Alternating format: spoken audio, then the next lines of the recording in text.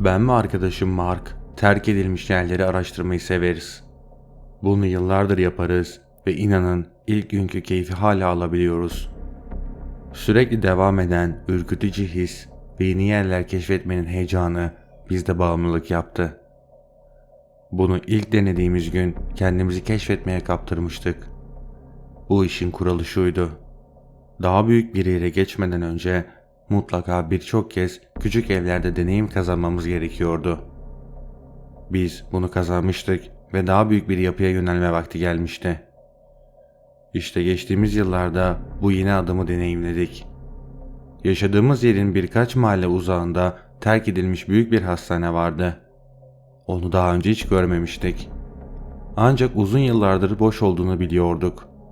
Hastane kapanmış ve daha küçük, modern bir yere taşınmıştı. Mark fikrime ilk başta karşı çıkmıştı. Polise yakalanmaktan korkuyordu. Polislere yakalansak bize sadece orayı terk etmemizi söyleyeceklerdi. Akşam 7:30 gibi yola çıktık. Bir yaz günüydü. O sebeple hala güneş vardı. Yoldayken bir kez daha planın üzerinden geçtik. Hastane izole bir yerdeydi. Etrafındaki arazi büyüktü. İlk önce yakınlardaki bir otoparka girecektik. Oraya vardığımızda hava kararmış olacaktı. Böylece çalışanların arasından sızıp kimseye görünmeden ön kapıya ulaşacaktık. Otoparka varınca bir süre aracın içerisinde bekledik. Hastaneye giden yol otoparkın yanındaydı ve bizim de trafiği gözlemleme fırsatımız olmuştu. Şanslı gözüküyorduk. Beklediğimiz 10 dakika boyunca sadece bir araç geçmişti. Sonra yanımızda getirdiklerimizi kontrol ettik.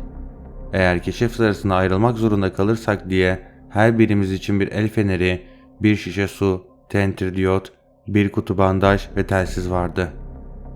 Arabadan çıktık ve çalılardan geçtik. Ağaçların arasında ilerlerken Mark omzuma dokundu. Az kalsın unutuyordum. Bunu kütüphaneden almıştım.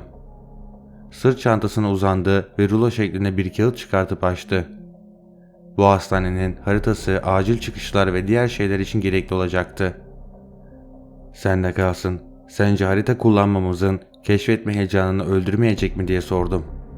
Sadece mecbur kaldığımız zaman kullanırız diye almıştı. Eğer içimizden biri zarar görürse çıkışı bulana kadar debelenmeyelim diyordu. Tamam da harita neden bende duracak diye sordum. Çünkü içimizden biri derken kendimi kastediyordum diye cevap verdi.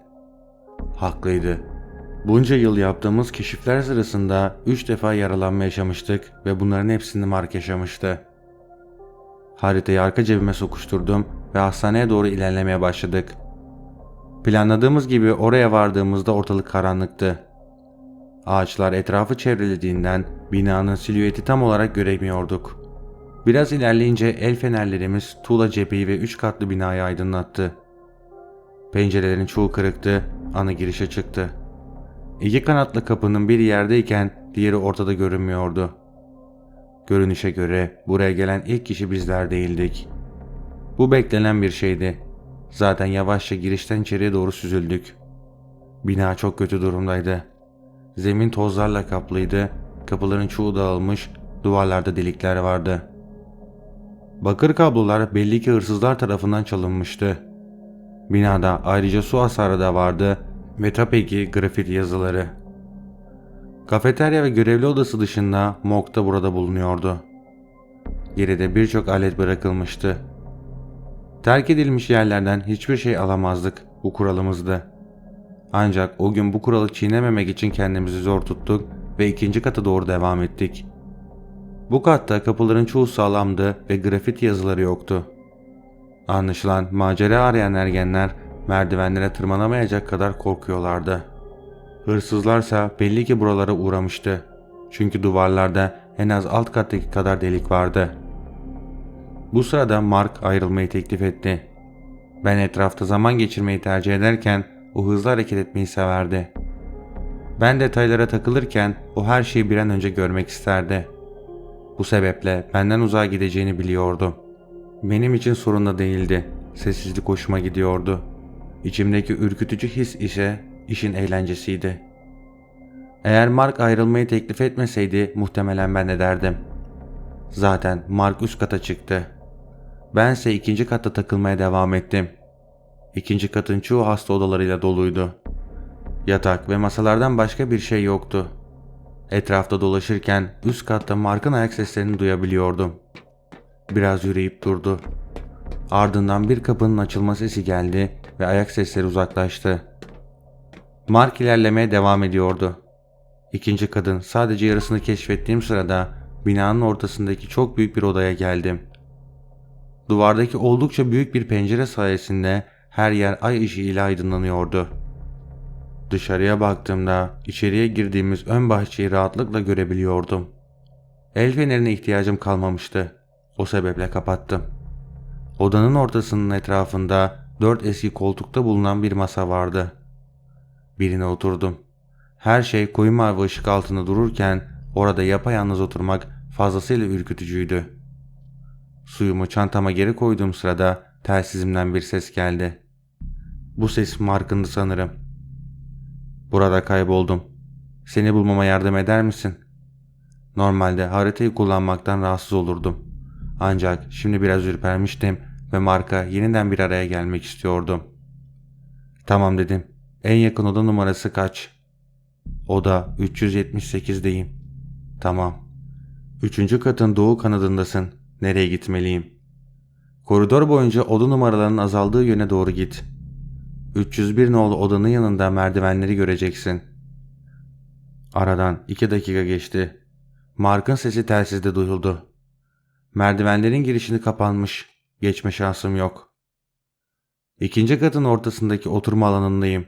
Şu an 321'in yanındasın değil mi diye sordum. Mark onayladı. Şimdi numaraların arttığı tarafa doğru gideceksin. 349 nolu odanın yanından doğrudan buraya inen görevlilere ait bir merdiven olmalı. Haritaya göre bulunduğum oturma odasının karşısında bir görevli odası vardı. Merdivenlerden oraya iniyordu. 10 dakika sonra Mark'ın ayak sesleri tam üstümde duydum. Telsiz yeniden çalıştı. Buradaki merdivenler değil mi? Evet, seni hemen üstümde duyabiliyorum. Onu yürümeye başladığını duyduğumda ben de görevli odasının kapısına ilerledim. Diğer taraftan Mark'ın merdivenlerden inip odanın içerisinde yürüdüğünü işitebiliyordum. Kapıya vardığında kapı kolu hareket etti ancak açılmadı. Kilitliydi. Kapıya doğru kilidi açması gerektiğini, o hemen kapının arkasında olmasına rağmen bana telsizden cevap verdi. Kilit kırılmış. Senin açman gerekecek. Bulunduğumuz alanlara zarar vermekten hoşlanmam. Fakat orada tek başıma otururken Mark'ı oradan oraya yönlendirmek beni ürkütmeye başlamıştı. Gerildim. Kapıya tekme atmaya hazırlandım. Tam vurmak üzereyken cep telefonum çaldı. Bu beklenmedik ses sebebiyle tavana kadar sıçradım. Telefonu açtım. Lanet olsun. Beni neredeyse korkudan öldürecektin. Ve sen beni korkudan öldürdün bile.